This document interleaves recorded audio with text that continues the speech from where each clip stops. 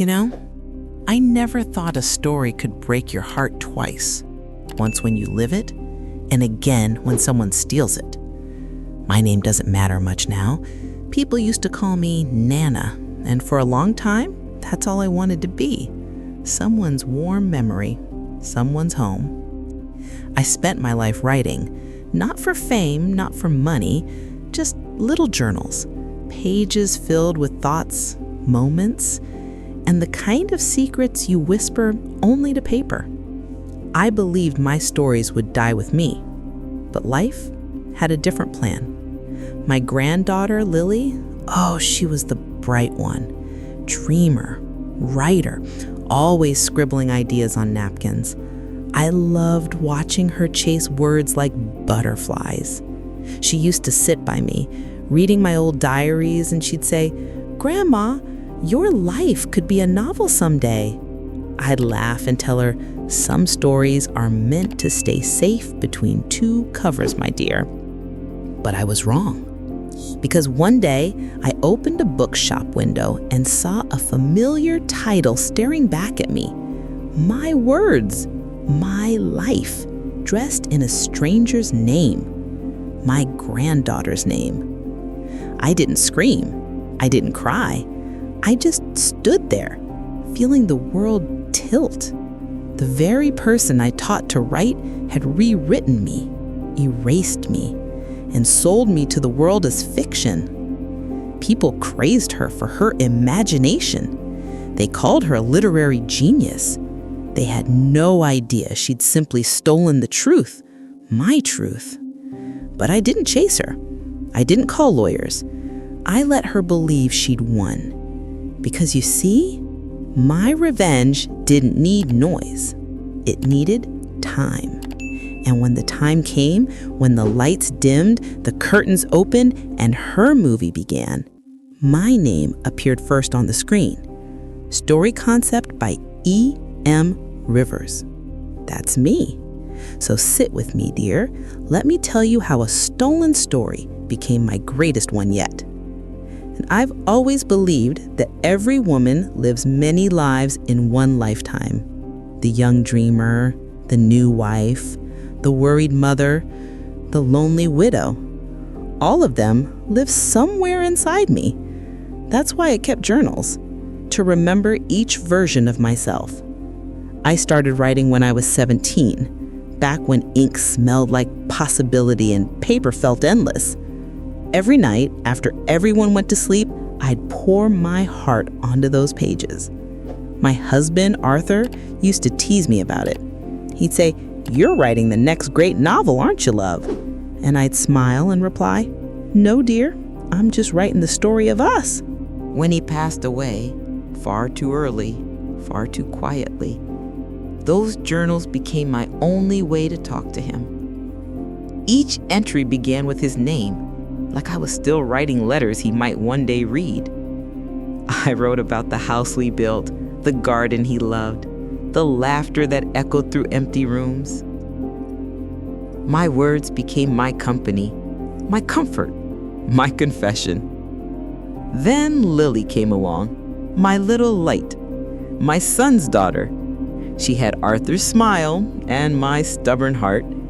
A curious girl, always asking why and how. From the moment she could read, she'd pull one of my old diaries from the shelf and say, "Tell me a story from here, Grandma." I'd read her bits and pieces, how I met her grandfather at a library, how we danced in the rain once, how I lost a child before her father was born. She'd listen with wide eyes, and sometimes she'd cry quietly. She understood emotion better than most adults. That's when I knew she had the heart of a writer. When she grew older, she started writing short stories herself. She'd bring them to me shyly, and I'd mark them with my red pen. Old teacher habits die hard. I was a high school English teacher once, and I could never resist helping her polish a sentence or fix a metaphor. But she didn't mind. She'd giggle and say, "One day I'll write something that even you can't correct." Summers with her were the best part of my later years. We'd sit by the porch with lemonade, notebooks open, scribbling away as the wind turned the pages.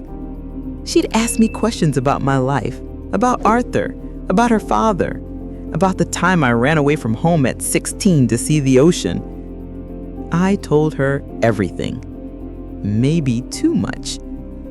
When she went off to college to study literature, I was so proud. She called often at first, always telling me how hard writing was, how her professor said she lacked real emotion in her stories. I told her not to worry. You'll find your story when you live a little, dear. Then one day, she asked if she could borrow my old journals for inspiration. She promised she'd keep them safe. I hesitated. Those were pieces of me after all. But her voice sounded so hopeful, so sincere. So I agreed. I packed a few of them neatly into a box tied with a ribbon and wrote a note. These are the stories of my heart. Handled them with yours. She thanked me with tears in her eyes, said she'd bring them back soon. Weeks passed, then months. She grew busier, harder to reach. I told myself she was just working hard, building a life. That's what grandmothers do. We forgive silence easily. I remember sitting by the window one morning, sunlight pouring over my empty desk. The shelves where my journals once stood looked bare, almost wounded. A part of me wanted to ask for them back, but another part, the trusting, foolish part, whispered, "Let her be. She's your granddaughter." I didn't know that the stories she was reading were already turning into something else. Not memories anymore, but material. You see, when you share your past with love, you never imagine someone might turn it into profit. But that's exactly what happened. And the day I found out, the day I saw my own life staring back at me from a bookstore shelf, was the day my heart learned that even family can be thieves. The first time I saw the book, I thought it was a coincidence. I was at the local bookstore, the one I used to visit every Sunday after church. There it was, sitting proudly in the front window, a cream-colored cover, a watercolor painting of lilacs, and a title that made my breath catch in my throat. The Lilac Season. That was what Arthur used to call the year we met, our lilac season.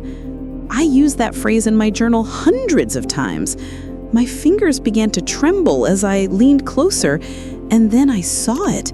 The author's name printed in elegant black letters. Lily Grayson. My Lily. I remember laughing softly at first, convincing myself it was just a coincidence. Maybe she'd been inspired. Maybe she'd borrowed a phrase unknowingly. I bought a copy, smiling politely at the cashier, though my hands felt cold.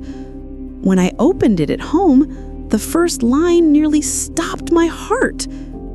Arthur said the lilacs bloomed late that year, as if the world was waiting for me to find him. Word for word, that was my entry from May 12th, 1958. My handwriting, my memories. Page after page, I found my life bleeding through her sentences. The way Arthur's laughter sounded like rain, the miscarriage I never told anyone about, even the detail of how my mother used to hum Moon River while sewing by the fire.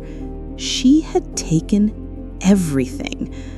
I sat there for hours reading through tears that wouldn't stop. I wasn't angry at first, just hollow. Betrayal doesn't feel like fire. It feels like an echo, a quiet, endless echo that keeps asking, why? I called her that night. She answered on the third ring, her voice bright and casual. Lily, I said softly, I read your book. Silence. Then a short laugh. Oh, you did? What did you think? I think, I whispered, you've been reading too much of me. She sighed, almost annoyed. Grandma, don't be dramatic. You always told me stories were meant to be shared. Yes, I said, my voice breaking, but not stolen. She hung up. That night, I sat by the fireplace with a box of my remaining journals. I opened one, ran my hand across the inked pages, and thought about all the nights I poured my soul into them. Then, one by one, I fed them to the flames. Except for one journal, the very first one, the one that started it all. "You'll stay," I whispered to it. "You'll remember for me." I didn't tell anyone what happened. The book became a sensation. Bestseller lists, talk shows, interviews. My granddaughter was suddenly famous. The world adored her for her authentic, emotional storytelling. Authentic. I watched her on TV once. She wore a white dress, smiled for the cameras, and said, "The lilac season was inspired by the stories my grandmother used to tell me." Stories, not stolen lives. I felt something inside me harden that day, not anger, not revenge, but resolve. I decided to start writing again. Not my memories this time, but the story of what had just happened. A tale of trust and theft, of love and deceit.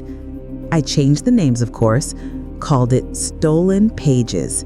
It was the only title that made sense. Writing it gave me peace. Every word was like reclaiming a heartbeat. I wasn't writing to expose her. I was writing to heal myself. One afternoon, while I was attending a local senior writing club, a young filmmaker came by. His name was Daniel. Kind eyes, nervous smile. He said he was looking for real-life stories for his graduation project. Something emotional, something honest. I told him, half joking, "Oh, I have plenty of those." When he asked me what I meant, I handed him the manuscript of Stolen Pages.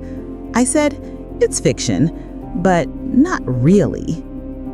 He called me the next day, his voice trembling. "Ma'am, this story, it's powerful. Would you let me turn it into a short film?" I hesitated. "You really think people would want to see something like that?" "They need to," he replied. I agreed, but I didn't use my real name.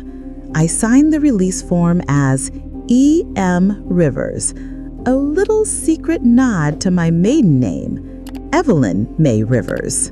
The film was shot in 2 weeks. A small crew, local actors, nothing fancy. But when I saw it for the first time, my pain turned into art. I cried, not from sadness, but from pride.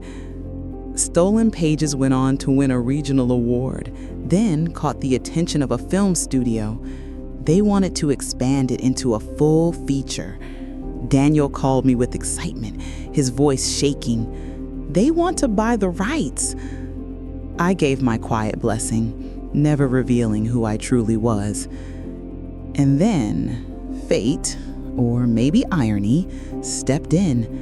The same studio announced their next big acquisition, a movie adaptation of The Lilac Season. Lily's book, my life. My heart stopped for a moment. 2 stories, one stolen, one reborn, colliding under the same roof. I kept silent, as always. Months passed, and one day, Lily sent me an invitation. "Grandma," the card said, "I'd love for you to come to my film premiere. It's going to be the proudest moment of my life." I smiled. Mine too, I thought. The night of the premiere was surreal. Red carpets, flashing cameras, champagne. I wore a simple navy dress and my old pearls, the ones Arthur gave me when Lily was born. She greeted me with that same smile she used to have as a child, though it didn't reach her eyes anymore. We sat in the grand hall, lights dimmed, chatter fading. The giant screen flickered to life. The opening scene began. Familiar words, familiar pain. And then as the credits rolled across the dark screen, I saw it. Story concept by E.M. Rivers. For a moment, time stopped. I heard the murmurs in the crowd, saw Lily's frozen expression, her lips parting in disbelief. I leaned toward her and whispered, "You took my story once, dear. I just took it back." The rest of the film played in silence. When it ended, the applause thundered. People were in tears, not because of her story, but because of mine. Reporters rushed forward, microphones flashing. "Who is E.M. Rivers?" someone asked. I stood up slowly, feeling lighter than I had in years. I removed my glasses, smiled softly, and said, "She's sitting right here." Gasps. Cameras clicked. Lily's face turned pale. The truth unraveled right there under the lights, a truth no one could deny. The next morning, headlines filled the papers. Award-winning author accused of plagiarism. Lily tried to explain, to twist the story again, but it was over. The world finally saw her for what she was, and saw me for what I had always been. Not just a grandmother, not just a victim, a storyteller. And this time, the story was mine alone. You know, dear, people often ask me if I ever forgave her. And the truth is, yes, I did. Because forgiveness isn't for them, it's for us. It's how we stop carrying the weight they left behind. If you've ever been silenced, overlooked, or made to feel like your story didn't matter, I want you to remember this. The truth doesn't die just because someone else speaks louder. It waits patiently until the right moment to be heard. I never wanted revenge. I wanted peace. And somehow, peace found me through my own voice. So if you believe every voice deserves to be heard, every story deserves justice, stay with us, dear. Subscribe to this channel, dear, and turn on the little bell, because there are more stories like mine waiting to be told. Stories of pain, yes, but also of strength, of people who lost everything and found themselves again. Maybe one of them will be yours. Sometimes, late at night, I still hear the sound of a turning page. It's funny. Even after everything, I can't bring myself to hate the act of storytelling. Words saved me once, and in a strange way, they saved me again. After the premiere, I didn't speak to Lily for a long time. She disappeared from the public eye, and I let her. I figured the world had already said what needed to be said. I didn't need to add more noise to a lesson she was already living. A few months later, I received a letter. No name on the envelope, just shaky handwriting I knew by heart. Inside, it said, "I'm sorry, Grandma. I thought success would fill the emptiness inside me, but it only made it louder." There was no signature. There didn't need to be one. I folded the letter gently, placed it between the pages of my first journal, the only one I saved from the fire, and I whispered, "Apology accepted." I realized then that revenge had never been my ending. Truth was. These days, my mornings are quiet again. I sit by the same window, pen in hand, watching the world bloom and fade, just like the lilacs Arthur planted so many years ago. Their scent still fills the air every spring, soft and familiar. I write now, not for others, but for peace. I write so my soul doesn't forget how to breathe. And maybe one day, when I'm gone, someone will find these pages and see not pain, not betrayal, but courage. The kind that comes from standing tall even when your heart breaks. You know, they say every story has an ending, but that's not true. Some stories simply become quieter. Mine did.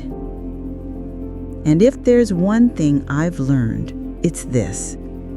You can steal words, but you can't steal a voice. Because the voice, the truth, always finds its way home. She smiles faintly, closing her journal, her fingers resting on the cover. She says, "Maybe my story began with betrayal, but it ended with grace." Camera fades out. The screen turns black with soft piano music and text. A true story inspired by real events. Thank you for watching.